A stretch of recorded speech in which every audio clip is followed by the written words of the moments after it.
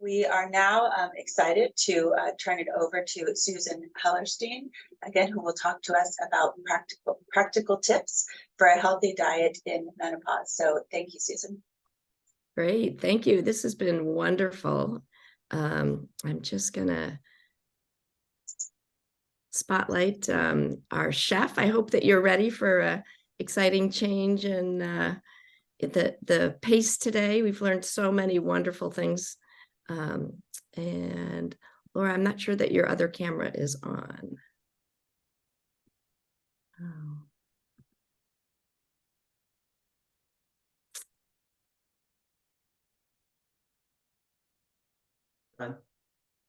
All right. Well, I think we're going to go with this front pose, just getting things ready. Okay. All right. So I'm just going to share my screen. Well, this has been a super informative seminar. I think that we've all learned a lot. Even those of us who are providers have learned a lot. But now we're going to hope to change the pace a little bit and give you some practical tips on the way to have a healthy diet in menopause, and specifically for those at high risk for breast cancer. What we've learned today, a lot of the lifestyle changes that have been talked about benefit not only your cardiovascular system, but also are useful at prevention of breast cancer. So it's a multifactorial approach. Today, I'm really excited to be with Laura Klein, who's a chef and culinary coach, who's going to help us cook these two amazing dishes, a taco quinoa salad and a creamy raspberry chocolate parfait. If you're cooking along with us and can't catch up or have trouble, we find this mise en place, or get everything out and ready to cook in real time with a chef, really helps. But if you haven't done that today, it's just a good thing to think about in the future when you're doing a recipe. So if you only remember two things from our talk today and our presentation, is that we eat with our eyes first.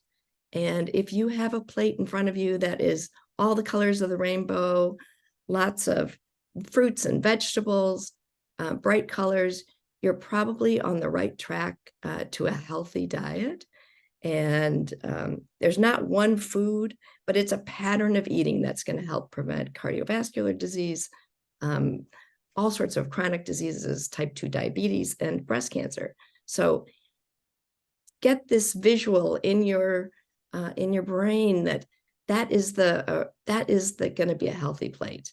And the second thing is, if you're cooking at home, you are more likely going to have lower calorie foods, higher quality, decrease your weight gain, decrease your risk of type 2 diabetes, and you won't have to sacrifice flavor for nutrition. You can make it delicious and control your portions. So those are two of the main points we're going to try to make for you. And Laura today is going to help us figure out exactly how we can get to this point of healthy cooking. So let's get cooking in the kitchen with Laura.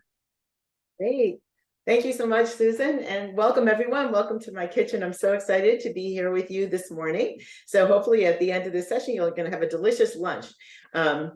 But I just want to go over a few things before we get started. So as Dr. Hellerstein said, we're going to be making this delicious taco quinoa salad, and we're going to be making these raspberry chocolate parfaits, both of which are really healthy and delicious. And I'm going to show you a lot of ways to maybe substitute some ingredients to make them even healthier. But before we get started, I'd like to share a few tips that we always start sharing with our students and our patients. So the first is to read your recipes through twice whenever you're starting a recipe, you're going to start cooking. And there are a number of reasons to do this, but the most important thing is you want to be organized. So the number one reason that we hear people don't cook more at home, which is really important for eating healthy, is that they don't have time. So you want to read your recipes through twice. You want to make sure you have an idea of the flow so you can be organized. You want to make sure there aren't some instructions you needed to do ahead of time. So for today's class, you need to preheat your oven to 425. So if you haven't done that yet, please go ahead and do that. You want to make sure you have all the ingredients that you need. And most importantly, and this is the biggest tip, if I can leave you with one, is to have all your ingredients prepped and ready to go. What we call in culinary terms your mise en place. So this is like what Susan said, having everything prepped, I have everything in my little bowls. You don't have to have it like quite this detailed, but it really helps you be organized and have everything in its place. That's what mise en place means. But in addition to your ingredients, your food ingredients, your mise en place is also your equipment. So for today's class, you're going to need a baking sheet. You're going to need 2 saucepans, a medium-sized saucepan with a lid, and also a smaller saucepan. And then you're also going to need a food processor or something along those lines to be able to make our cream for our raspberry parfaits. All right, so let's get started. I want to also mention that, you know, if you're cooking along, great. We'd love it if you can keep up with us. If not, we'll have a little break in between where Dr. Hellestein will give a presentation.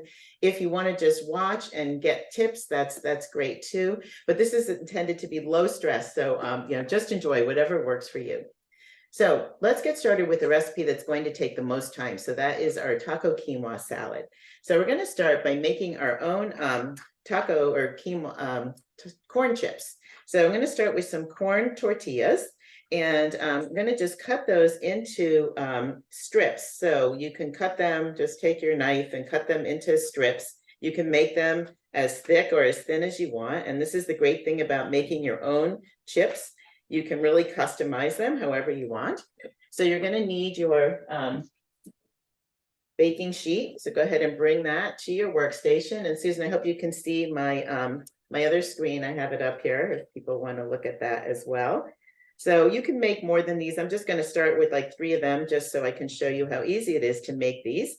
So once you have them on your baking sheet, then I'm going to just take some oil. I'm going to just spray them with a little bit of oil. You can toss them with a little bit of olive oil. I'm using some avocado oil. I'm going to just sprinkle them with a little bit of kosher salt, give them a toss, and then we're just going to put them in the oven. We're going to cook them for about 8 minutes. We just want them to get nice and crispy, and these are going to form a nice crunchy topping for our salad. So I'm going to go ahead and put these in the top rack of your 425 degree preheated oven. I'm going to set the timer for 8 minutes. Really important that you want to set your timer when you're cooking so you don't forget about it, because we're going to be doing multiple things here and we don't want things to burn. So let's talk about the key ingredient for our taco salad, which is our quinoa. So we're going to be using quinoa in place of like chopped meat that you usually would use in like a taco salad. So we want to really coax as much flavor out of this quinoa as we can so that it's really satisfying. So quinoa is a great source of plant-based protein. So it's actually not a grain. It looks like a grain, but it's actually a seed, and it is a complete protein in and of itself. So it's a great substitute to use in this dish. So the first thing you want to do is you want to rinse that. So I've already pre-rinsed mine because sometimes it might have like a little coating on it. So we're going to coax out a lot of layers of flavor from this quinoa. The first layer we're going to do is we're going to toast this quinoa. Before we add any liquid, we're just going to dry toast this in our skillet. And that's going to kind of add like a little nutty flavor to our quinoa. So what you want to do is you want to turn on your skillet or your saucepan onto like a medium high heat. And we're going to just take our quinoa and put that into the dry skillet.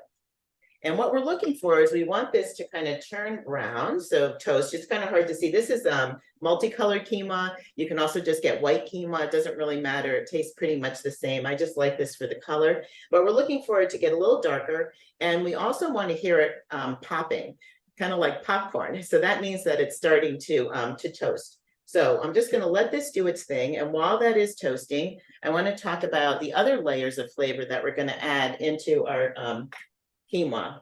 So the next layer is going to be some diced onion. And what we're going to do is after your quinoa has popped, we'll really take it out of our saucepan and then we'll start sauteing our onions. And we always add a little bit of kosher salt when we're sauteing them to kind of coax out some moisture, to soften them up. And then it's going to add a little bit of sweetness when we start to saute them. And this is going to add some flavor to our quinoa, but it's also going to add some texture because remember, we're trying to kind of replace that chopped meat. So that will be the next layer of flavor. Then after that, we're going to add our spices. So this is like where the magic happens. So here I have 2 teaspoons of chipotle peppers and adobo sauce, 2 teaspoons of tomato paste, and I think I have a half a teaspoon of cumin powder. And this is what's really going to add a lot of flavor to our stew. And I want to talk for a minute about these chipotle peppers in adobo sauce. They usually come in a can, and these are what we call like the bacon of the vegetarian world, because they really have a nice smoky flavor, going to add a lot of depth to our quinoa. And then also the tomato paste. I like to get this tomato paste in a cube. It's it's concentrated. And when we dry toast the tomato paste, it's gonna, again, add a little bit of depth, kind of caramelizes those tomatoes. And then just our cumin, and you could add any seasoning that you like. I hear some popping going on, so let me just take a look at my quinoa. Oh yeah, I can see it's starting to turn color and it's popping. So I don't know if you can hear that, but I'm gonna go ahead and I'm gonna put it into a separate bowl so that we have the pot that we can then use to toast up our onions. So you're going to put your pot back on the stove top. I'm using this induction burner. That's why it's making that beeping sound. When you take it off the heat, it makes a beeping sound. So now we're going to go ahead and we're going to add a tablespoon of olive oil, and we'll start sauteing those onions. So go ahead and put your onions in. I can hear them sizzling away, and add in about a half a teaspoon of kosher salt. And again, we're looking to soften these up. So we don't want to hear a lot of loud sizzling, just gentle sizzling.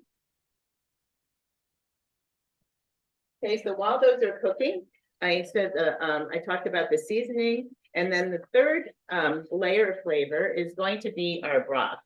So we're going to add in a cup of vegetable broth, and I like to use this better than bouillon broth. So it's concentrated. You only need about a teaspoon per cup of water.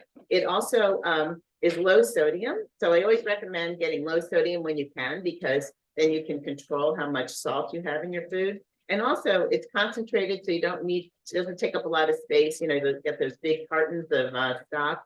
And it's usually less expensive than buying it. But you could also just use water. That would be absolutely fine. So I'm just going to give these onions a little stir. And now I would cook these normally a little bit longer, but in the interest of time, let's go ahead and we'll add in our seasoning. So again, this is the 2 teaspoons of chipotle, 2 teaspoons of tomato paste, and a half a teaspoon of cumin. And when we dry toast this, this technique is called blooming our spices, which means that we are waking them up by adding some heat, and you can really smell them right away. You can smell that they've come to life. It smells really fragrant and delicious. So it only takes about 30 seconds to bloom those spices. So now we can go ahead and add back in that toasted quinoa and just get all that quinoa in there. And then we're going to go ahead and add in that 1 cup of our stock. And what we're going to do is we're going to bring that to a boil, and then we're going to simmer it, which means we just want to turn it onto like a low heat, and we're going to cover it, and we're going to let that cook. So I'm going to move that onto my back burner. I'm going to turn that on high to bring it to a boil, and then I will let it simmer and cover it and let it simmer. And it should take about 20 minutes for all that water to be absorbed. That's what we're looking for. So the next step, we're going to get started making the salad that goes with our quinoa salad. So I'm going to start with the dressing. So you're going to need a bowl and a whisk. And we're going to start with about 2 tablespoons of olive oil. And our vinegar is going to be lime juice in this case, or our acid. So it's great. I love making my own salad dressing because, again, you can control the consistency, you can control the fat content and all the other ingredients. So that whenever also I have a recipe that calls for some kind of citrus juice, I always squeeze extra so I have it. I'm more likely to use it that way. And now you can see that we have our oil and our acid, and it doesn't, come together. So we need to force it together by whisking it. It's called an emulsion when we force that oil and vinegar together, in this case, oil and lime juice. And that's going to make a nice creamy base for our salad dressing. And now we can go ahead and add in a little bit of salt and pepper for some seasoning. And then we're gonna add in 2 more ingredients. I have 2 scallions that I've diced.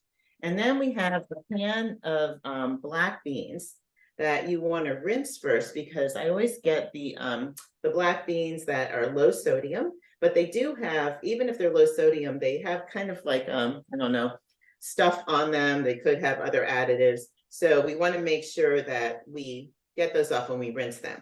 So before I add them in, I hear my timer going off. So let's just take a look at our chips and see if they're done. Oh yeah, these are definitely done. So you can see they're nice and toasty, they're nice and crisp. These are even a little more done than maybe you might not like them quite this done, but I like mine nice and crispy. So I'm just gonna put these aside, those are done. And I can see also that my quinoa is boiling away, so lots of bubbles. So I'm gonna put the top on and just turn it down a little bit and let that do its thing.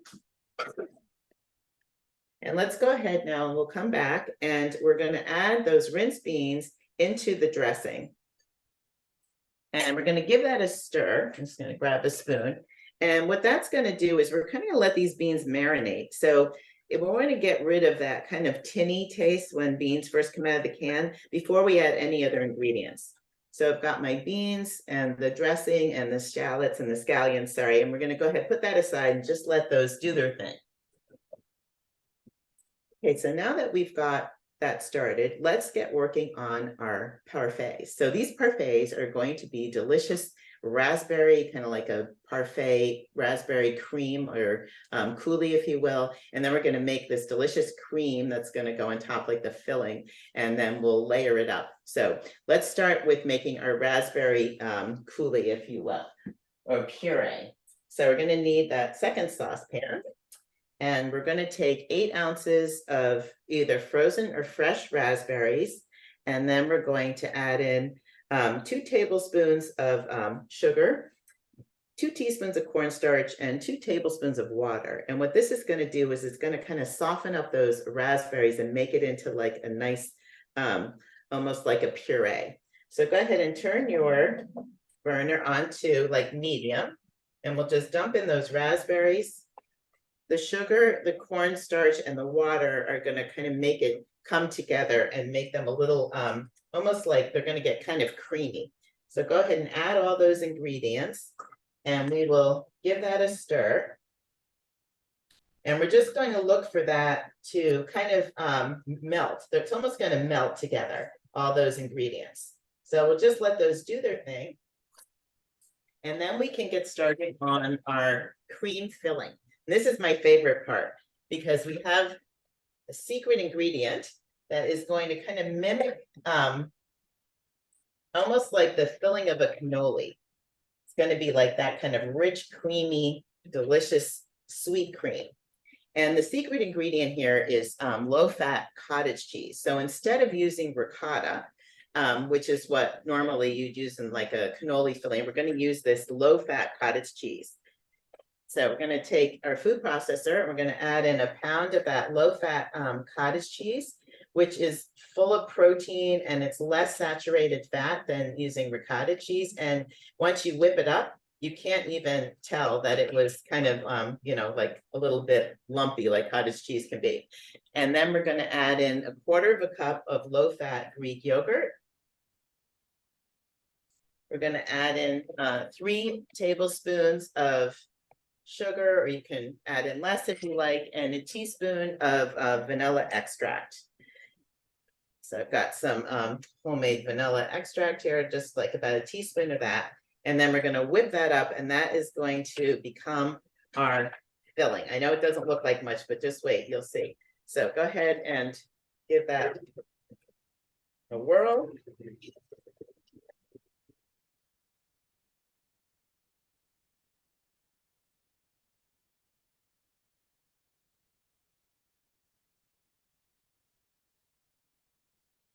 All right, and there we have, see, it's like this really rich, creamy filling, delicious, like a sweet cream filling.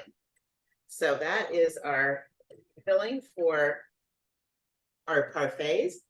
And then I'm going to show you our raspberry cream. This has gotten nice and soft and creamy. So we're going to go ahead and put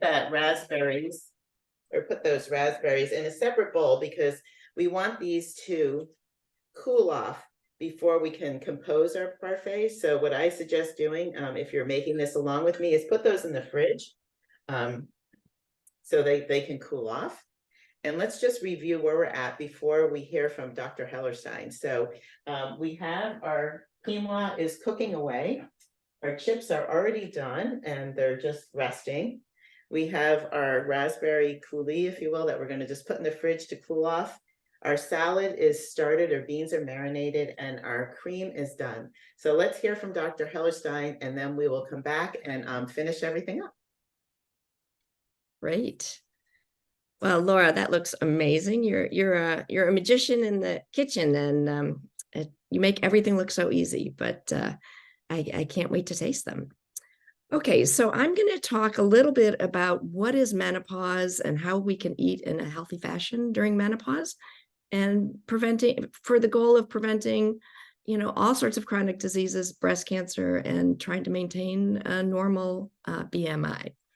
So menopause is defined as 1 year after the final menstrual period when there's no other reason for that. The average age in the US is 51 and a half. So most American women will spend 30 years in menopause. It's a great thing to really try to understand and get a grip on what it is. The process of going from regular periods into menopause is that change of life, that perimenopause, and that takes around 4 to 5 years in most women. And that's when you're going from regular periods and your average hormone levels to these low estrogen levels. So each individual's experience of menopause is unique, but 80% of us will have hot flashes, and they can last on average 5 years, but really up to 20 years.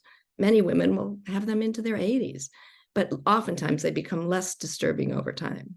Sleep disturbances are reported in about 50%, 40 to 50% of the women, but there are many reasons we have sleep disturbances. Let's say, when do you read the news, for example, recently? So you really have to think of other causes of sleep disturbance as well. Mood changes are more common, and vaginal dryness is a really common complaint, and that on average occurs in about 50% of women about 3 years after reaching that 1 year in menopause. Most individuals notice there's a real change in their body composition, going from that pear shape to that apple shape where you gather a little bit more fat around the middle. That shape difference, well, some people have that throughout their lives. That depends on your genetics, your hormone balance. But regardless of where you are before menopause, in menopause, it becomes a new challenge for many women. In addition to that fat, there's less lean muscle mass. And since our muscles burn more calories than fat, we find that we become quite sensitive to our caloric intake. And in fact, our caloric requirements in menopause are really remarkably low. Some of the other changes of menopause in this low estrogen state include bone loss. The highest rates occur in the first couple of years after menopause, but it becomes a bigger and bigger problem as women age. Cardiovascular disease with increasing lipid changes increases, so that women's risk of heart disease, myocardial infarctions, strokes, things like that start reaching almost the level of men soon after menopause. Skin changes occur. Sleep changes that I've talked about, and depression can definitely cause cognitive changes, that fuzzy mind that often individuals complain of. But many women worry about dementia. And is that caused by this low estrogen state?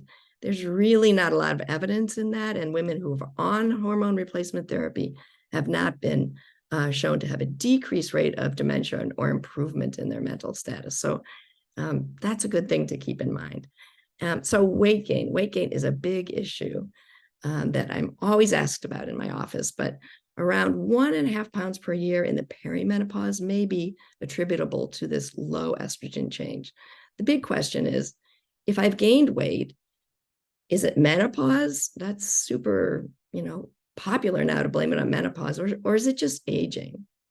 Our weight is a matter of combined factors. Our genetics, our lifestyle is a huge factor. Our age, men and women both gain weight as they age, and our hormone status. So we talked a little bit how there's changes in your body composition with menopause, but adults do gain weight over time. So age is one of those big factors. The loss of lean muscle mass and the change in composition to more fat is probably partly blamed on menopause. So there's a great study called the SWAN study where they looked at 3,000 women over 6 years, and it was a fairly diverse group of women. And on average, they only gained 6 pounds in this perimenopause to menopause period. But there was definitely distribution in that they gained more fat, 7.5 pounds of fat, and their belly, their waist circumference grew a bit, 2.5 inches, and their muscle mass decreased. The good thing is, and that goes back to our talk by Jennifer on exercise and breast cancer, is that many of these changes could be attenuated or decreased by regular exercise. So when we think of diets over time, what works to either maintain our weight or lose weight? Well, diets can be successful in the short term, in the 6 to 9 month range, but then most individuals who've lost weight gain it back over the next 6 to 9 months. So in order to think about how you can maintain a healthy weight, you have to think of a sustainable, diligent, long-term approach. And we, in working together, Laura and I and our team have really concluded that food has to be delicious. You can't feel like you're sacrificing something to have a healthy diet. And if you make it delicious and you make it something that you can do on a regular basis, then it's sustainable. So in menopause, what do we want to do specifically? Well, there are no single magic foods or treatments in our food groups for menopause, either for our symptoms or our health, but there are sustainable patterns of eating that can optimize your health, including your weight, your bone density, your cardiovascular, your metabolic state, and your mood, and decrease your risk of breast cancer. So we're trying to, emphasize those patterns of eating. One of those patterns is the Mediterranean type diet. Now, the diet doesn't have to be the flavors of the Mediterranean. Laura's today cooking, flavors that are south of the border. But the common themes of these more healthy diets are plant forward, where half of your plate is fruits and vegetables. So these diets are high in fruits and vegetables, whole grains, about 26 grams a day. That's a goal for us all to aim for.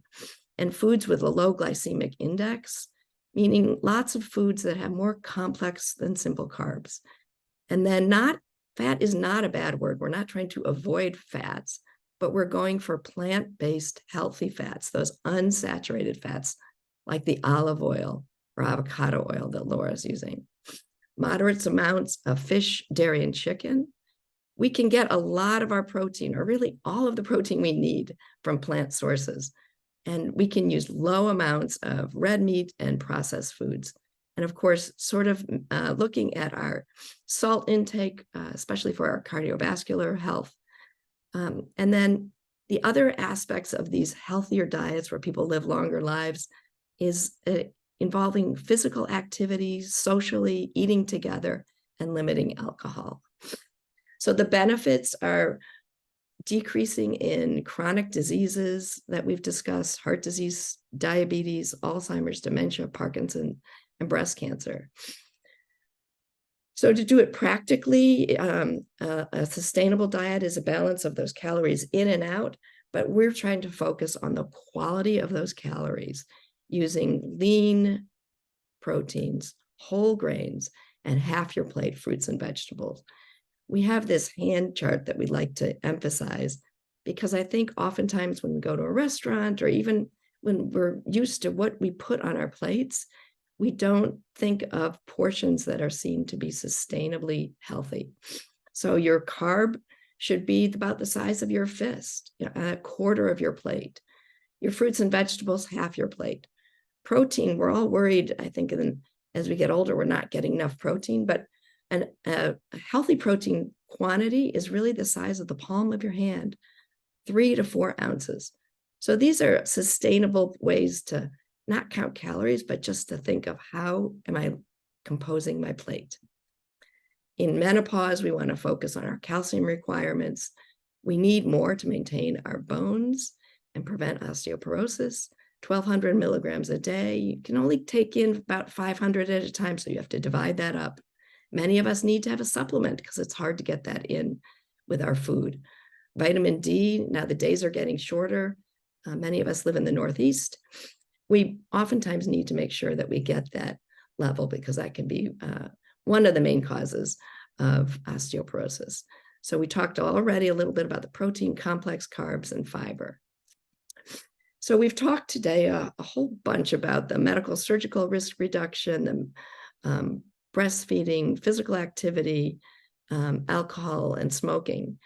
A normal BMI, maintaining a BMI in the less than 25 range, if possible. But even for women who are postmenopausal, if they can lose 5%, that has been shown to decrease your risk of breast cancer. Many of the studies that were done on low-fat dietary patterns to prevent heart disease were then analyzed for their breast cancer prevention and have been shown to decrease the mortality rate from breast cancer. And there's mounting evidence on the Mediterranean diet pattern as decreasing breast cancer risk. This is a little bit of a complicated slide and we have to get back to the kitchen, but the bottom line that I wanted to show is that there are a lot of studies out there that they were designed to look initially at cardiovascular risk, but they showed decrease in breast cancer mortality, these cardiac healthy diets, these low-fat diets. And then the breast cancer prevention is starting to be shown in some of the Mediterranean diets. The European study and the PremiMed study have showed decreased cancer rates, mostly of estrogen negative tumors. But the bottom line is that your dietary pattern, not one special food, is going to make you overall healthy and decrease your risk of breast cancer. In terms of specific foods, there's a really great meta-analysis of the use of fiber. Complex carbs have fiber in them. And there's a dose-related decreased risk of breast cancer for every 10 grams of fiber you can add to your diet on a daily basis, a 4% decreased risk of breast cancer. Fruits and veggies, the data is a little bit mixed, but there is a trend towards decreasing breast cancer. And then we talked about the low-fat diet, but the one question that comes up often is, do I need to avoid soy proteins? Well, if your soy is coming from food, no. There's a large meta-analysis of 35 studies that looked at food-based soy intake. And it showed that in Asia, there was actually a lower risk of breast cancer in those who consumed more soy.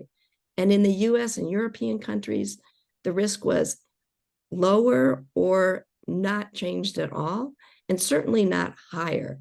So soy can be a really wonderful source of plant-based protein, gives you calcium, and it's not something that you have to avoid.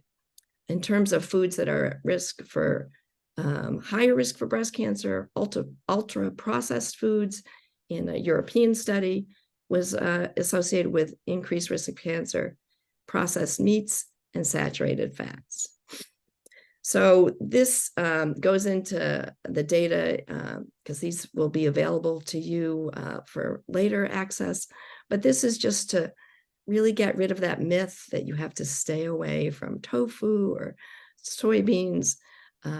From food, you are not going to increase your risk for breast cancer. Not powder. Don't go for that soy-based powder, but we're talking about food. So the bottom line, cook delicious food at home, eliminate refined sugars, decrease your processed carbs.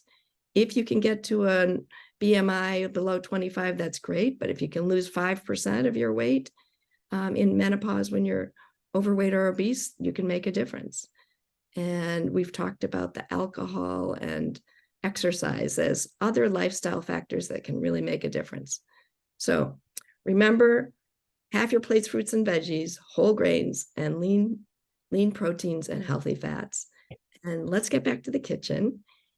We have these free classes online for you once a week, pretty much this whole year. So if you want to go to newcook.org, you can sign up for some other classes that are all heart healthy, breast healthy, and sustainable approaches to eating. So Laura, let's get back to the kitchen. Great, thanks, Susan. That was amazing. Okay, so let's get going here. So let's take a look at our quinoa. And I can see that all the liquid has been absorbed and it is done. It's nice and soft. So what we want to do before we add this to our salad is we want to cool it off. So I have a technique for doing that you can do with other grains that you're cooking, which is to put it on a parchment lined baking sheet and just take it out of the pot, and you're going to just spread it out on this baking sheet. And what this does is it allows it to cool evenly so that the stuff on the bottom doesn't get more liquid than the stuff that was on the top. So you're going to cool yours off. I have some that have already cooled because it needs to be cooled before we put it in the salad. So I'm just going to put this aside. Again, another technique for when you're cooking grains. And let's start by finishing up our salad. So we have, remember, our beans and our scallions are marinating. So now we can go ahead and add in our other ingredients. So the recipe called for escargot, or I'm just using some romaine lettuce that I chopped, of course, washed and then chopped. And then I have some cilantro, about a half a cup of chopped cilantro. You can always use the stems as well. You don't have to worry about de-stemming it. Got about 8 ounces of quartered cherry tomatoes. And I'm gonna go ahead and give this a toss.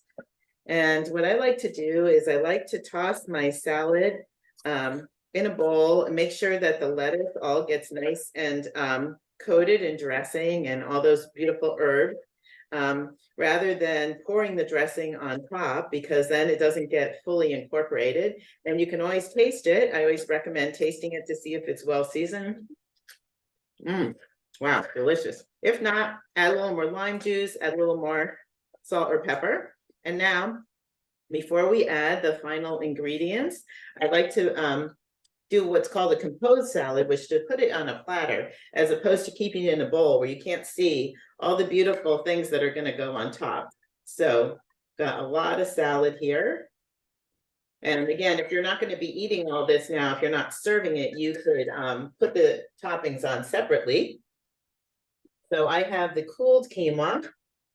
This is going to go on top. Make a nice layer or a nice bed of that cool quinoa. You can save some of this. I made a quesadilla yesterday and put this in. You can make tacos, use it as taco meat. Really delicious. And then we have our other ingredients to go on top. Got some diced avocado. All this is totally optional. You can put anything on top that you like. And then I've got some cojito cheese, or you could use feta cheese. You can see here, this is just beautiful. As Susan said, we eat with our eyes.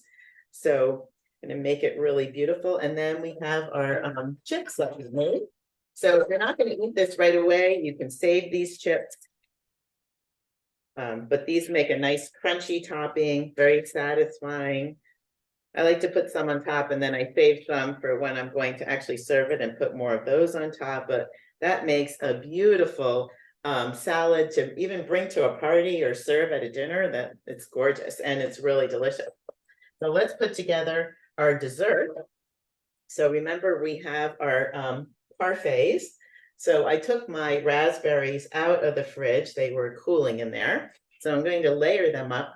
Just gonna move this over to the side so you can see what I'm doing. So I've got my parfait, my raspberries. I'm going to do a layer of raspberries. I'm just using a regular glass. You can use whatever you like. You could use a wine glass, a regular glass like I'm using. And I'm going to take some of that delicious cream, that sweet cream, and then I'm just going to make another layer of the raspberries, and this, like, I eat this for breakfast. It's so good. Doesn't last long in my house. Another layer of that cream, and then I've got some raspberries and some chopped dark chocolate. So I'm going to put some of this on top and a couple of raspberries. And there we have our delicious dessert and our delicious lunch. So I hope you all have delicious food that you can enjoy. And this also, I would say that the salad lasts for a couple of days in the fridge. Again, if you're not going to eat it right away, maybe you want to wait and compose it a little bit later. And then for the parfaits, I also put them in these nice glass containers that have a lid so I can store it in the fridge and also serve it out of here. Or you can just keep the raspberries and the cream separate. And like I said, I put those raspberries in yogurt. I put that filling, I have it for breakfast. And with some fresh fruit on top, it's really delicious. And you've got lots and lots of food for many, many meals to come. So happy to answer any questions that anybody has. Well, thank you so much, Susan and Laura. That was wonderful. And I'm getting very hungry sitting here now, looking at that delicious salad. Excuse me, and lots of great information, Susan, in your presentation. A couple of questions that came through since we have. What about dairy? You said that soy was okay, particularly if you're getting the soy in your diet. What about dairy? People are concerned, does dairy increase the amounts of estrogen in our bodies? Well, I think, the hormones that might be given to the cows and that are in their milk, they're fat soluble hormones. So if you have lower fat milk, you're going to get lower levels of those hormones. But I really don't think that they're going to be a significant amount of hormone level to affect the prognosis of someone's breast cancer or to increase their risk. I mean, I don't know if you have anything to say beyond that, but I think there's a lot of things we worry about, and those kind of factors are really small. It's hard in your diet to get things in at levels that can really make that kind of difference. So, there's lots of people can't tolerate dairy because of lactose intolerance, and you can get your calcium from supplements if you need to, but if you like to have yogurt and milk, I think it's pretty hard to overdo it. And if you go for the low fat versions, you're going to minimize what I think is already a fairly minimal risk. Yeah, absolutely. Everything in moderation, but if you like dairy and enjoy dairy, I don't think you need to avoid it for your breast cancer risk. So excellent. And then just real quick, what about CMOS and the impact on the immune system, breast cancer and diabetes? Is CMOS healthy, and is it high in sugar? I don't know about CMOS. That's not something that we've used in our cooking. And it's something we could investigate and get back to you on that. Okay, great. Well, thank you. Yes, I'm not an expert on CMOS either, so we've stumped us with that question. So, well, this has again been really fabulous, and we're so happy that you all were able to join us for the live cooking demonstration. Was very impressive. You made it look very easy, and I might have to give it a shot when I get home. So just quickly again, thank you all for joining us. There are a lot of topics that we covered this morning. There are topics that we didn't cover this morning. As a surgeon, I would be remiss without mentioning again the high-risk breast lesions. If you've been diagnosed with an atypical duct or lobular hyperplasia or lobular carcinoma in situ, we certainly would like to see you in our program and talk to you about risk reduction specifically for these lesions.